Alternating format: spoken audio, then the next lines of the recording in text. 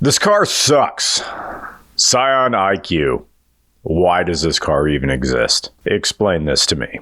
The Scion IQ is smaller than the Yaris. It has less cargo capacity than the Yaris. It's slower than the Yaris. It's more expensive than the Yaris. And it gets worse fuel economy than the Yaris. Oh, and no manual transmission in the United States. I've been accused of liking anything Toyota does. Well, excuse me for liking a batter who consistently puts the ball in play when they're not hitting bombs. But even Schwarber strikes out, and that's what's happening here. Step on the pedal and you get CVT. Uh-oh, okay, anyway. Full power. All right. Either this has gears or it's faking it. And I'm believing this thing's moving. Yeah. All right, I take back what I said. This thing gets out of its own way. I think the little fake shifts that it's doing, because what it was doing was fake shift, if it is fake shifting. It was fake shifting between 6,000 RPM at redline and 5, so it's all up top. Which I respect doing that, okay. Yeah, the ride feels like you're in a suitcase rolling across a gravel parking lot. Turns are wobbly and leaning like an overloaded Sam Porter Bridges or a queen with big unnaturals. Come with me a moment, I want to show you something. It's in the guest bedroom. Apologize for nothing being in here, but this is our Brooklyn bedding mattress, and this is some other guy. Some other mattress? Oh, firm, but kind of hard. Brooklyn bedding? You know, we have people come over and stay at the house, and I tell them to come into the guest bedrooms. Like, look, we got this unnamed mattress that comes in a bed in a box, or we got the Brooklyn bedding mattress. People tend to be sleeping in, and when they come in here, I check them out. You know which side they're always sleeping on? This side. I love my Brooklyn bedding mattress, and I think you will too. If you're looking for a new bed, check out brooklynbedding.com. You can check out the links below and get 30% off your new mattress with my code. It's regular car reviews, and it works on whichever Brooklyn bedding site you're on. Brooklyn Bedding has been in the mattress industry for over 25 years, known for top-of-the-line comfort and quality, but without the luxury price tag. They truly deliver the best sleep ever with mattresses custom made by the best craftsmen in the industry. Plus, if you're in the United States, they ship conveniently to you for free from their Arizona factory. They offer different firmness options, heights, and dimensions, even non-traditional sizes, to fit right into your lifestyle. They really do have something for everyone. With your Brooklyn bedding mattress, you get a 120-night sleep trial along with a limited lifetime warranty. These mattresses ship right to your door. They're easy to set up. They just unroll. You got to give them some time to, expand. Oh, but then you're ready to sleep on them. I've slept on this mattress before. Believe me, it's worth it. Anyway, you'll forgive me if I don't get up for a second. This is an easy ad read. Just go to brooklynbedding.com and use code REGULARCARREVIEWS. And now,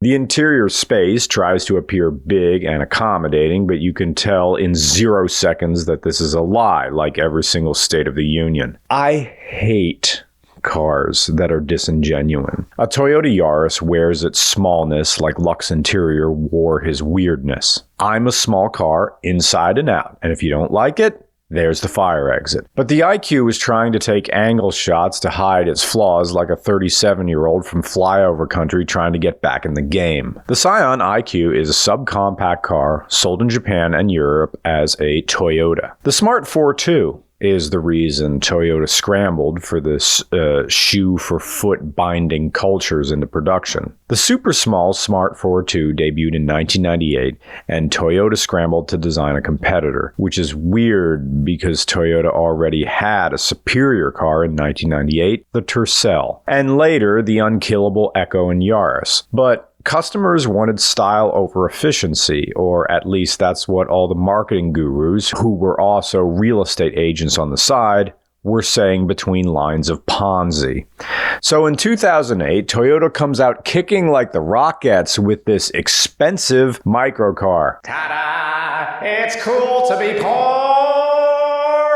Because trust fund babies grow up in home environments full of lies and keeping up appearances. Scion IQ, the official car of Trustafarians searching for a curated struggle experience. It took a while for Toyota of America to get the IQ, and when it arrived, it was rebadged as a Scion because at the time, Toyota of America felt they needed a separate brand to appeal to the, at the time, young millennials. But the failure of Scion, and by extension the IQ in North America, is the same as the failure of all manufacturers trying to build a cheap car for new generations. Because no young person can afford a new car. 2008 Scions didn't become a car for millennials until 10 years later in 2018 when they fell enough in price on the used market to be affordable on a barista's budget. The IQ went on sale in the United States in 2014, just as the recession came to a close. Really, I say the 2008 recession ended on July 20th, 2011 when Funkmaster Flex debuted Otis on Hot 97 for 22 minutes. Who wants to drive a microcar when you can go into any 24-hour store and put your hand in the cash register for no reason? And it takes you right to Redline. Never done And that was in eco mode. All right, so these back. they stay, and then if you want to lift the seat up, yeah, just lift it up. Look at that, you can't even put it in unless you're supposed to come in through the back way. No, maybe you're supposed to put them on here. You know, I've only done it once and I don't remember.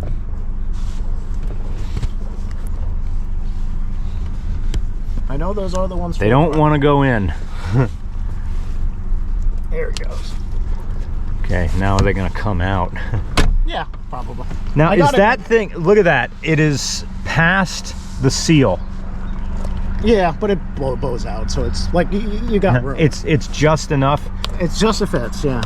So they did fake plastic on the end, or like the piano black plastic. Huh, okay, so when you're sitting up here, it does this real big smoke and mirrors sort of thing to make you forget that you're in a small car. The windshield is like really far away from you. It honestly, it feels a little bit like a Gen, you know, this feels like the inside of a Suzuki Jimny, like when we were in Australia. That's what this feels like. Or maybe the sort of same dimensions of a Gen 1 Honda CR-V. These things are straight parts bin. These are straight out of a like Yaris. Analog too, which is crazy. Well, that one's not, but the other one's like that moves an actual that. Moves oh yeah, love that. I know. I was surprised, but then again, it's an economy car. Everything about it is.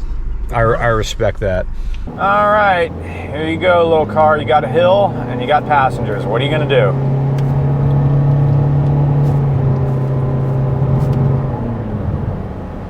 It does make that same, it sounds low on oil, but it's not low on oil sound that, what, the second gen Prius, that one of the previous Race to the Bottoms that you did, also makes this sound, that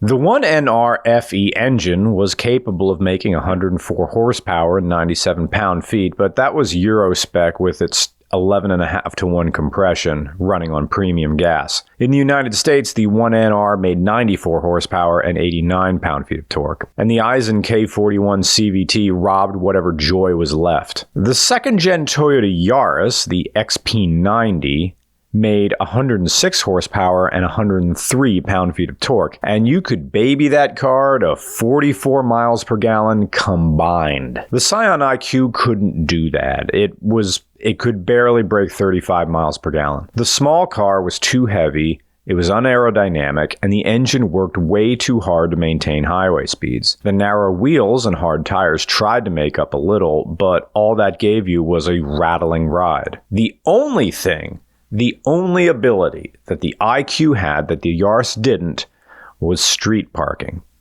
If you live in a major city and your car lives on the street and parking is a knife fight, then yes, this car makes sense. But in 2025, the IQ is no longer the king of parallel parking because K cars exist and they're all importable now. Why have a car like this when you could have something cheaper and you get out on the same side as the sidewalk? But more on that in a bit. Scion IQ, a car for people who hate cars.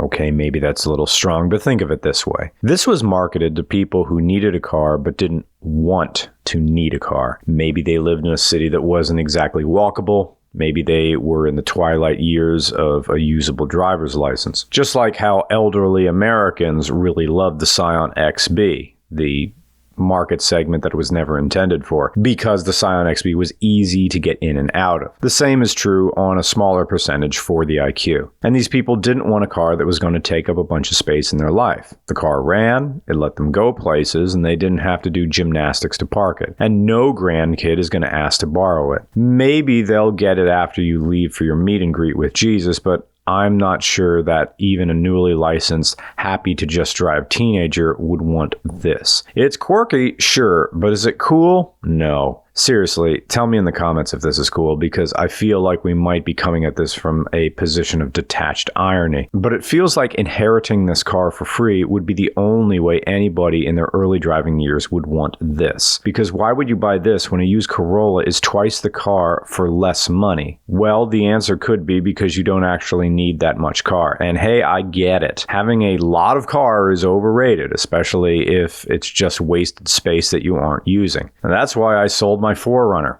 Great car, great rig. I just wasn't using it. And cars deserve to be used in the way they're intended. So here you go. The least possible car, something small, and with such a small turning radius, you could actually almost but not quite do a U-turn inside of your own parking space. Now, Toyota apparently intended the IQ to stand for Intelligence Quotient, a dig at the smart cars, but the letters have also been said to stand for Individuality, Innovation, and Quality. But I'm not sure any of those other letters are represented in this because I don't really get the same substance of character offered by the Ford Ka or even my Honda today. Those feel like tiny cars that were fussed over by people who made them because they cared enough to make them distinct. But what's distinct about this car other than the fact that it's small? Maybe the interior space?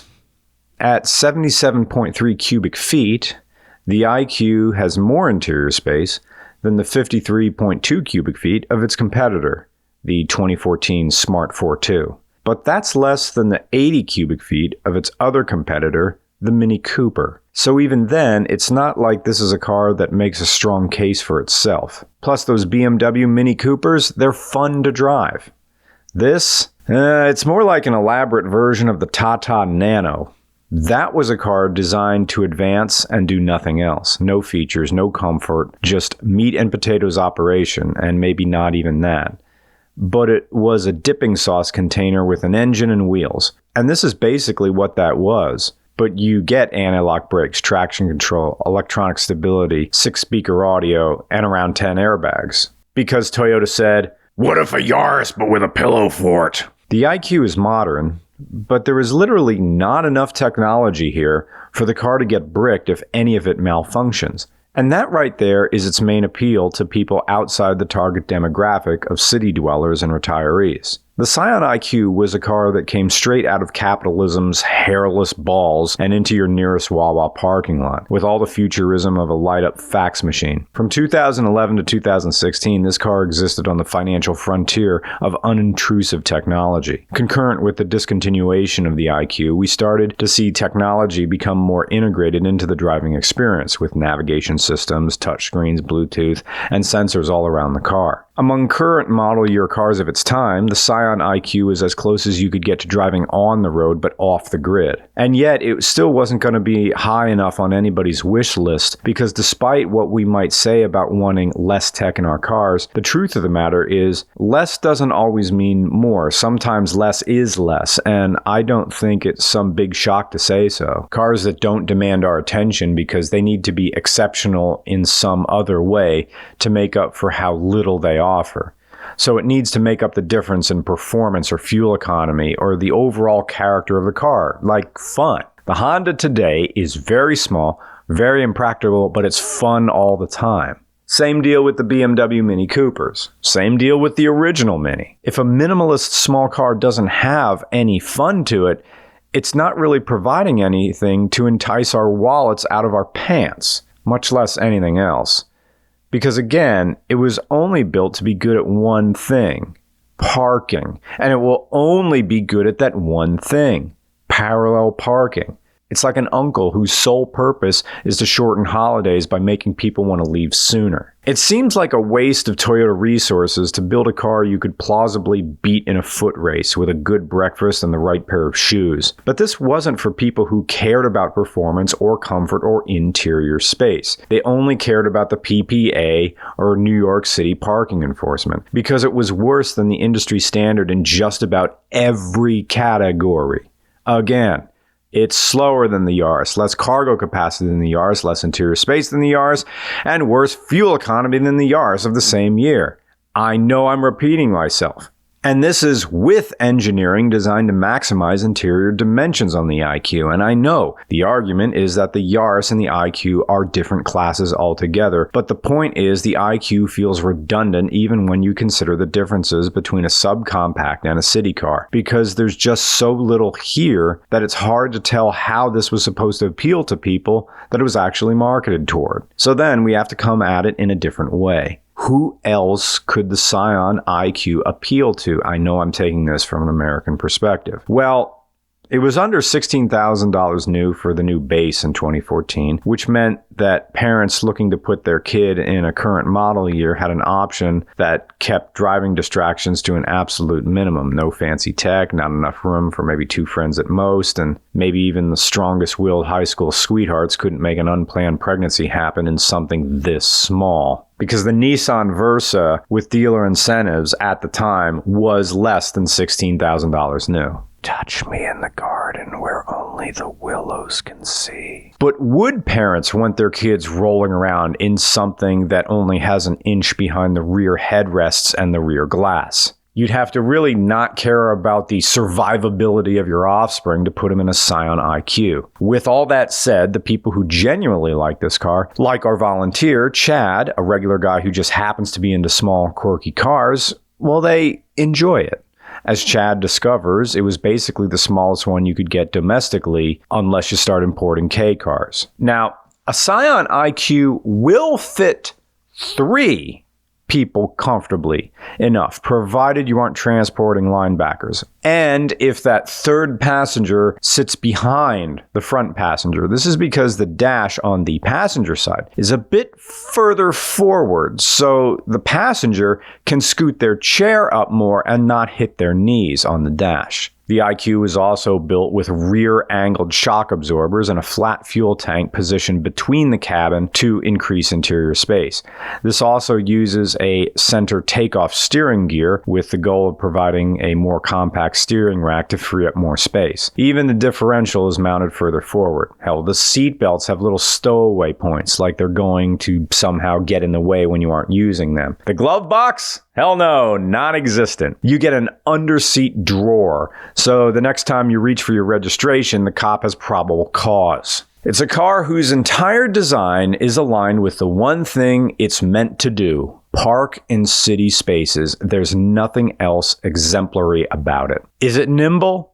At slow speeds? Sure. Scion says 36 city, 37 highway, 37 combined. I think they're being generous here because you have to mash full throttle to be able to merge safely in this. I don't think you're getting that. There are positives to the IQ, but the positives are in air quotes that are bigger than the car itself, because how do you defend a car whose paint got recalled due to peeling? How do you defend a car with a lifeless CVT, or the 1.3-liter 4-cylinder that gets you 94 horsepower and 89 pound-feet of torque if you're going downhill and getting pushed by a middle manager's ego? Being short and wide is the only thing it does well, like a useless dick or a useful monitor. The Scion IQ was built to be forgotten. We will see this fade into the pages of automotive history, a mild curiosity, a Nash Metropolitan at best. And so it has been, so it is, and so it will be. Amen. See you next week.